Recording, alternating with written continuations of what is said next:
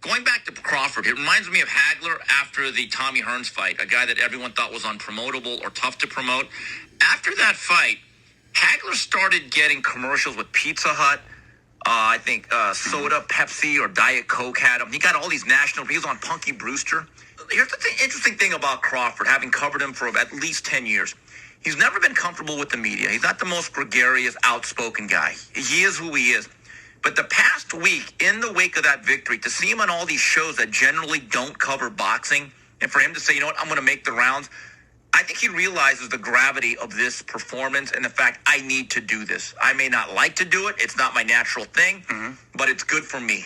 And so I'm glad he's doing it. And again, me too. On my YouTube timeline, I see like Terence on all these shows like 97.1, Dan Levitard. I'm like, wow, these guys really don't talk about boxing. Right. But you know what? To the victor, go the sport. Those are the words of Steve Kim, who I believe is an author at The Ring magazine. He writes for The Ring magazine, which is probably owned, I believe, by Oscar De La Hoya. But anyway, Steve Kim's, he talks about boxing a lot. I've seen him around. And majority of the time, he's like spot on when he talks about boxing. And he recently just talked about the Errol Spence versus Terence Crawford fight. He relates it to Marvin Hagler finally getting his recognition after knocking out Tommy Hearns. Let's listen to it one more time, and I'll give you guys my thoughts on what he said, and I'll give you just my thoughts overall. But in my personal opinion, I believe Crawford should have got that recognition after this fight. That's why I got this picture up after the Sean Porter fight. But unfortunately, he didn't get it because a lot of people, you know, they try to look for excuses no matter what. They said Sean Porter daddy threw in the towel. And now we know why Sean Porter daddy threw in the towel. But let's listen to Steve Kim one more time, and I'll give you guys my thoughts on the whole situation. Steve Kim. Going back to Crawford, it reminds me of Hagler after the Tommy Hearns fight, a guy that everyone thought was unpromotable or tough to promote. After that fight, Hagler started getting commercials with Pizza Hut. I think soda, Pepsi, or Diet Coke had him. He got all these national. He was on Punky Brewster. Here's the interesting thing about Crawford, having covered him for at least 10 years. He's never been comfortable with the media. He's not the most gregarious, outspoken guy. He is who he is. But the past week, in the wake of that victory, to see him on all these shows that generally don't cover boxing, and for him to say, you know what, I'm going to make the rounds, I think he realizes the gravity of this performance and the fact I need to do this. I may not like to do it. It's not my natural thing, but it's good for me. And so I'm glad he's doing it. And again, me too. On my YouTube timeline, I see like Terence on all these shows like 97.1, Dan Levitard. I'm like, wow, these guys really don't talk about boxing. Right. But you know what? To the victor, go the spoil. I agree. Terence Crawford needs to make these rounds. After that amazing performance in a fight that was viewed as 50-50 fight versus Errol Spence Jr., I would love to see Terence Crawford stick around boxing for even longer time, because now he's finally getting his Marvin Hagler moment where he's getting credit from the media, not just the fans, because the media never really gave Crawford credit like that. They always try to take credit away from Terence Bud Crawford when they always knew he was the best fighter since Floyd Mayweather. But they were still trying to look for the next guy when the next guy had already been there. You understand what I'm saying? This is what Crawford told Charlo. I was the one they view as the next best thing since Floyd Mayweather, not you. When Charlo was disrespecting Bud in the interview, Bud got upset and he snapped on Charlo. He said, What is this guy talking about? In the interview, I think it was an interview with what's his name? Brian Custer. He's like, what is this guy Charlo talking about? Like, nobody knows me. Nobody knows you. It was the funniest thing I ever heard Crawford say. He said, well, this guy is delusional. What is he talking about? I was a guy always viewed as the next Floyd Mayweather. Nobody even know you like that or talk about you. He said, Charlo's delusional. I was cracking up when I heard that.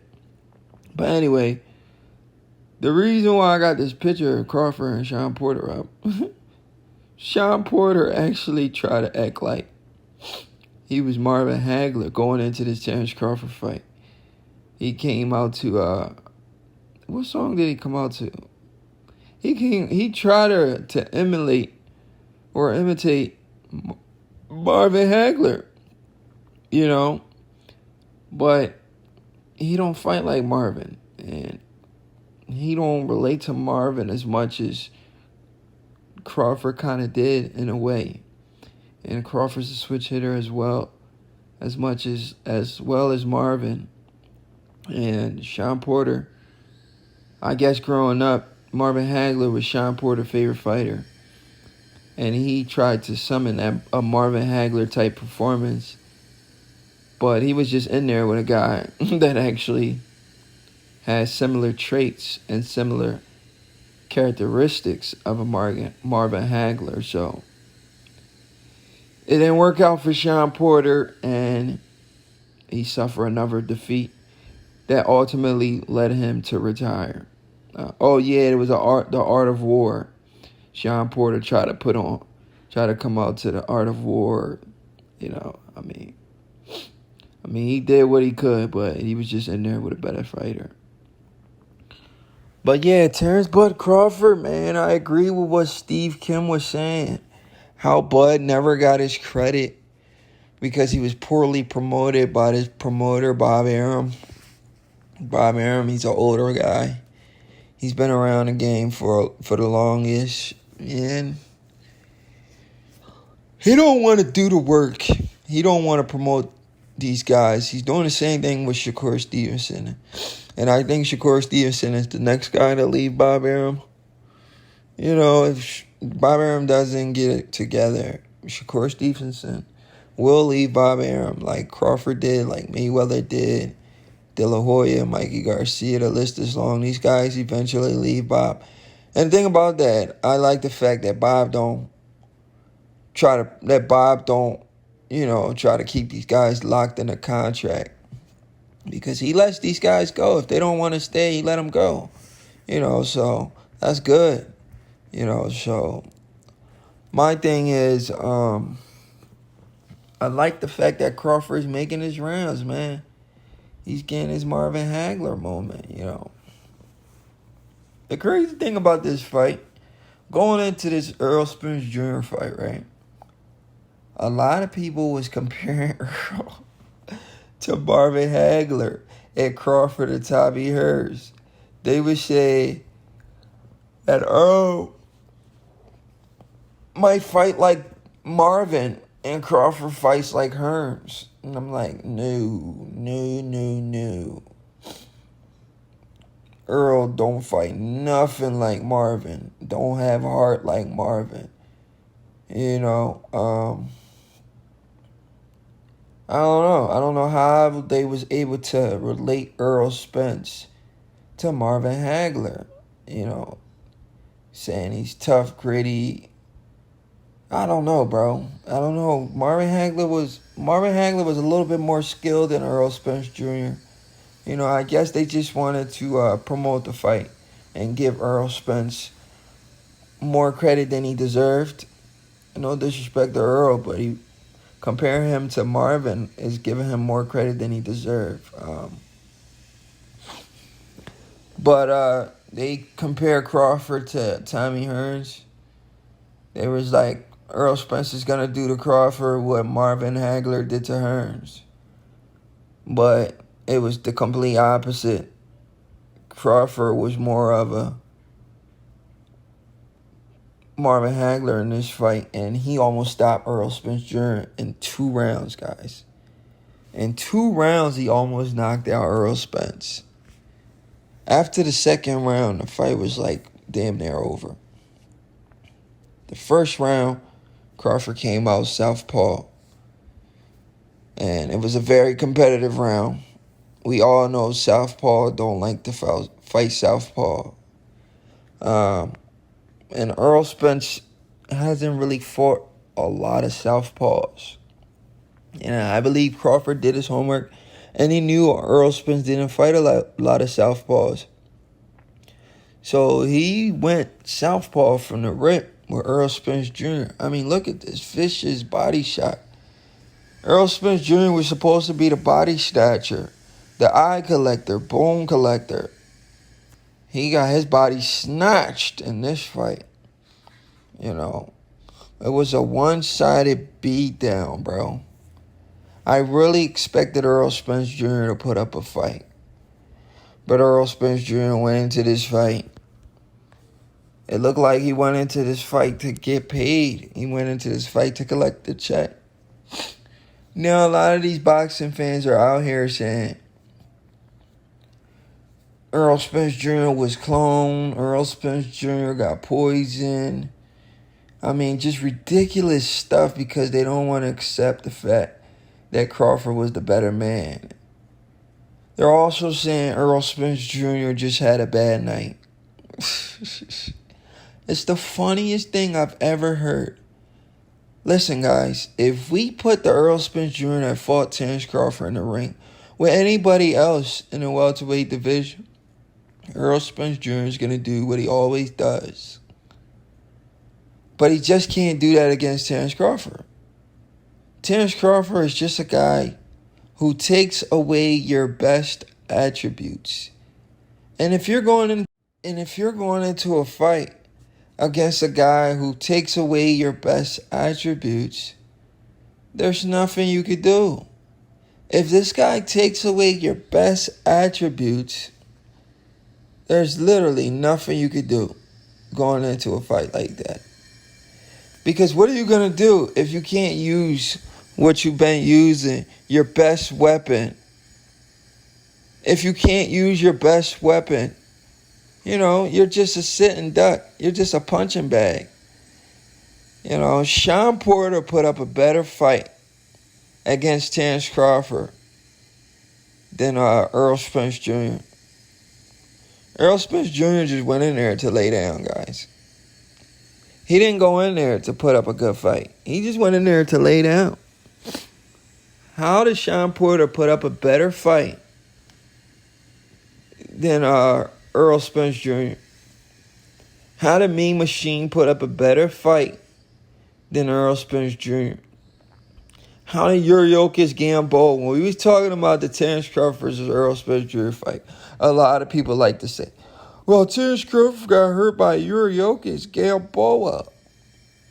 So my question to you guys, how did Yuriorkis Gamboa put up a better fight than Earl Spence Jr.? Somebody please let me know. I wanted to say Kell Brook, but Kell Brook got stopped in 4 rounds. Earl Spence lasted 9. I mean, Jose Benavidez, the one-legged guy. Remember Jose Benavidez? He went 12, almost 12 rounds with Crawford. He got stopped in the 12th round, but he almost went 12 with Crawford. How did Jose Benavidez, a guy who Earl Spence is on record saying, I was punishing this guy in sparring. How was Jose Benavidez almost able to go 12 rounds with Terence Crawford and Earl Spence gets dropped 3 times in a fight with Terence Crawford? Almost gets stopped in the second round. If Crawford had more time in the second round, he would have stopped Earl Spence in the second round. A lot of people believe Crawford carried Earl Spence Jr., guys. A lot of people believe Crawford carried Earl Spence Jr. You know, I kind of believe the same thing, too. I think Crawford did carry Earl Spence Jr., you know, because after the second round, he could have did whatever he wanted to do to Earl. You know, the fight was just completely one-sided. Earl didn't make no adjustments. He just kept coming forward. He kept fighting harder. And the more he fought harder, the easier the fight became for Bud. You know, everything he wanted to do, Crawford was ready for it. I told you guys going into this fight, Errol Spence Jr. pace was going to be his downfall. A lot of you boxing fans didn't listen to Easy Root. Easy Root did his homework, came on here and told you guys. Easy Root did his homework and told you guys that Errol Spence Jr. downfall was going to be his pace. You guys are saying the pace was going to be the reason why he won the fight. Like, no, it's not. You cannot throw 100 punches against a guy like Crawford, who is the best counterpuncher in the sport of boxing and the best finisher in the sport of boxing. I told you guys Errol Spence will be limited to less than 100 punches around if he does throws 100 punches around. I was telling you people this. You people wasn't listening to me. You understand what I'm saying? Y'all wasn't listening to me. I was trying to tell y'all that Errol Spence Jr. wasn't going to do what he does against Terence Crawford. Why? Crawford is the best fighter Errol Spence will ever get in the ring with. Crawford is a mean guy. He's the best finisher in boxing. He got power in both hands. And he was going into this fight with 100% knockout ratio at welterweight. So if Errol Spence was going to come guns blazing, he was pretty much going to set himself up to get knocked out. And that's what happened. So I'm glad that Bud Crawford is finally getting the recognition he deserves, like the one and only marvelous Marvin Hagler. Even though I wasn't around for Marvin Hagler, I didn't grow up in the Marvin Hagler era. I never seen Marvin Hagler fight on live TV. I have seen some of Marvin Hagler fights, especially the Marvin Hagler versus Tommy Hearns, which is a great fight. Marvin Hagler got all the recognition he deserved after the Tommy Hearns fight. It seems like Crawford's getting that recognition he deserves as well. You know, it's a beautiful thing to see. You know, when the media, forget the stupid fans, the Earl-sexuals, but when the media, who has hated on you for years and years and years, they write bad articles about you, and the media finally decide to give you your credit, it's the best feeling in the world. Just like Floyd Mayweather. Floyd Mayweather, after that Oscar De La Hoya fight, you know, going into that Errol Spence Jr. versus Terence Crawford fight, I was on record saying that was Crawford's Oscar De La Hoya fight. That was Crawford, Floyd Mayweather versus Oscar De La Hoya fight. I felt like after that fight, he was going to get his recognition. And that's what we saw. That's what we saw. After the Oscar De La Hoya fight, Floyd Mayweather became a star. He became a star. And Crawford is about to be a pay-per-view star. After the Errol Spence Jr. fight, he's about to be a pay-per-view star. And he's getting his recognition. The recognition he always wanted. So this is why it bothers me so much that Crawford is contemplating on retirement. But then, it's like one day Crawford says one thing, the next day he says something else. But then on the, I just seen a recent interview. You know how he's making his rounds? I just seen a recent interview of Bud Crawford. And in his recent interview, he said, shit, I could compete till I'm 45. I hope I heard that right, or was I hearing stuff? I think on the Charlemagne the Guy show, He said, I could compete till I'm 45. I don't know. I don't know if he really said that. I thought I heard that like that. I could be wrong, you know.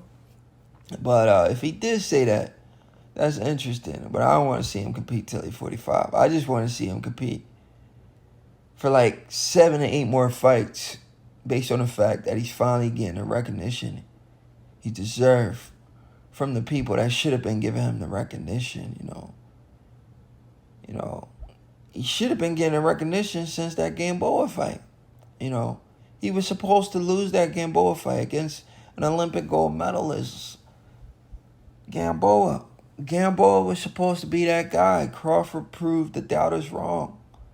He should have been getting that recognition since the Gamboa fight, Victor Posto fight, Julius Ndongo fight. I mean, the first guy to become undisputed in the 4-belt era made undisputed cool again. Now, Charlo has a shot to become undisputed for the second time if he beats Canelo. Who else has a shot? What's his name? Naoya Inoue has a chance to become undisputed. Well, let's just say he's going to be undisputed twice again when he fights Marlon Tapales. Because Bobby Arum recently just did an interview saying that's the Monster's next fight versus Marlon Tapales, who upsetted MJ Marajan Akhmadaliev.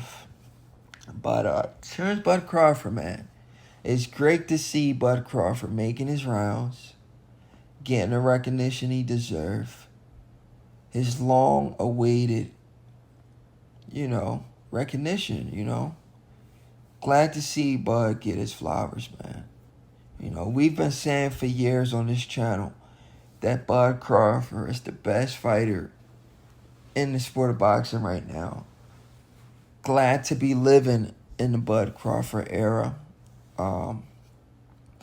Guys are trying to do what Bud Crawford did, become undisputed for the second time. I want to see Bud Crawford do it for the third time.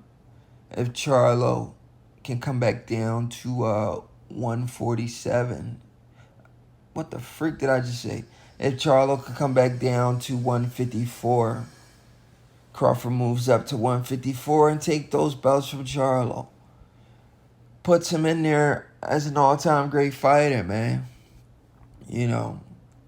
Let's see it, man. Hopefully, boxing give us that Charlo versus Crawford fight. The guy deserves it, man. After everything he's been through, poorly promoted, leaves Bob Arum like Floyd Mayweather, even though he leaves Bob Arum too late. At a later age, but he's still getting that recognition, and I still believe because he's taking care of himself, he still has a lot left in the tank. I'm glad to be a part of the Bud Crawford era.